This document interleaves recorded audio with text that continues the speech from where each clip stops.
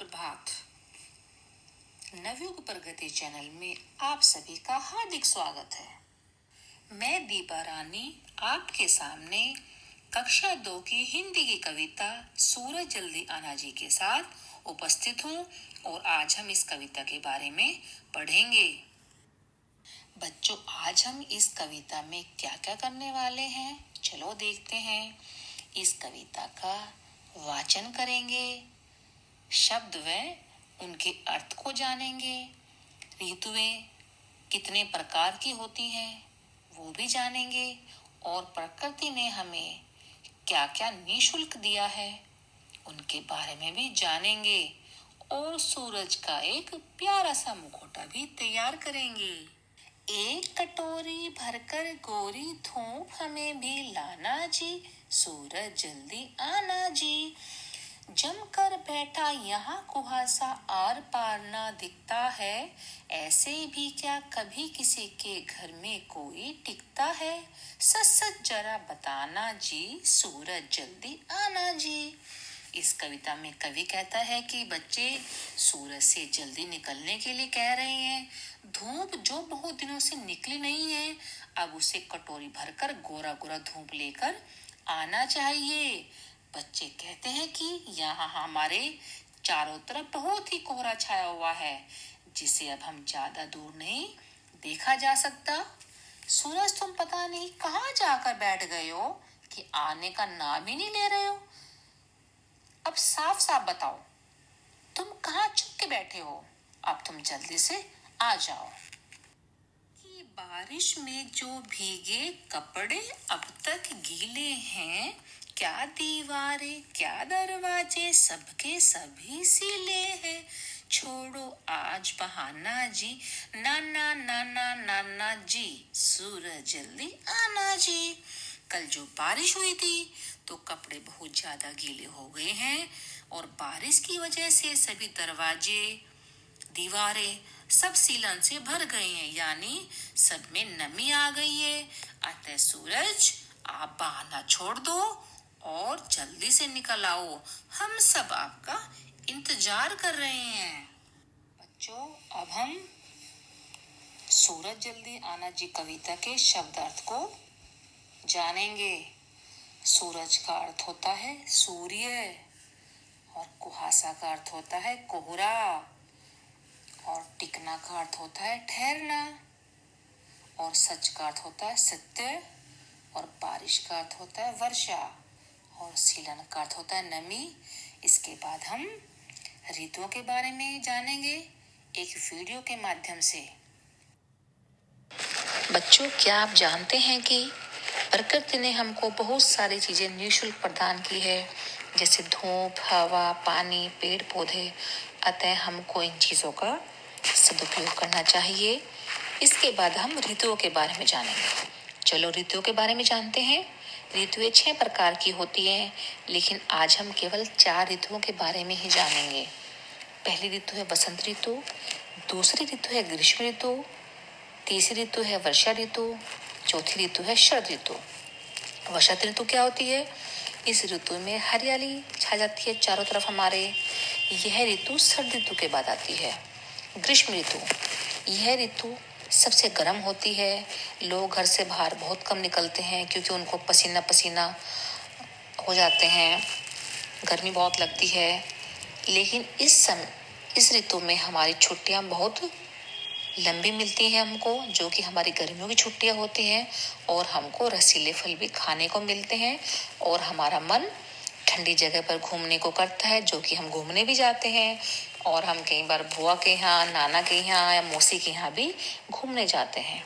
अब हम पढ़ेंगे वर्षा ऋतु के बारे में। इस ऋतु में सभी पेड़ पौधे हरी पत्तियों से भर जाते हैं। आसमान भी साफ दिखाई देता है क्योंकि आसमान में जो धूल मिट्टी है वो बारिश के पानी के साथ सब जमीन पर आ जाती है और आसमान बिल्कुल साफ नजर आता है। और कई बार हमको इंद्रधनुष भी नजर आता है, जो कि देखने में बहुत अच्छा लगता है। और जब बारिश आनी होती है तो आसमान में काले व सफेद बादल घूमते रहते हैं। अब हम पढ़ेंगे शरद ऋतु के बारे में। यह ऋतु सबसे ठंडी होती है। यह ऋतु पतझड़ के बाद आती है और इस मौसम में हम ऊनी कपड़े पहनते हैं। हमको धूप में बैठना अच्छा लगता है। हमको मूंगफली खाना अच्छा लगता है। हमको हरी सब्जियां खाना अच्छा लगता है, जैसे गाजर, मूली, साग, मक्का की रोटियां। तो ये सब हम सर्दियों में खाते हैं ना। अब हम क्या करने वाले हैं ऋतुओं के बाद? अब हम एक बहुत ही प्यारा सा मुखौटा तैयार करेंगे, जिसको हम अपने चेहरे पर पहन भी सकते हैं। और वो मुखौटा किसका है? वो मुखौटा है सूरज का।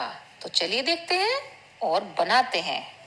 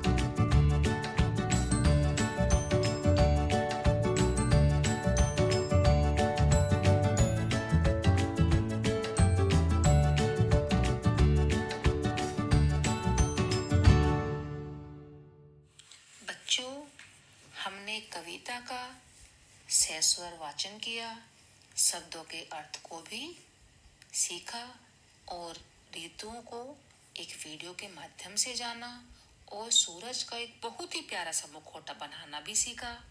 तो बच्चों, उम्मीद है आपको ये कविता पसंद आई होगी। तो अब मैं आपसे लेती हूँ अलविदा।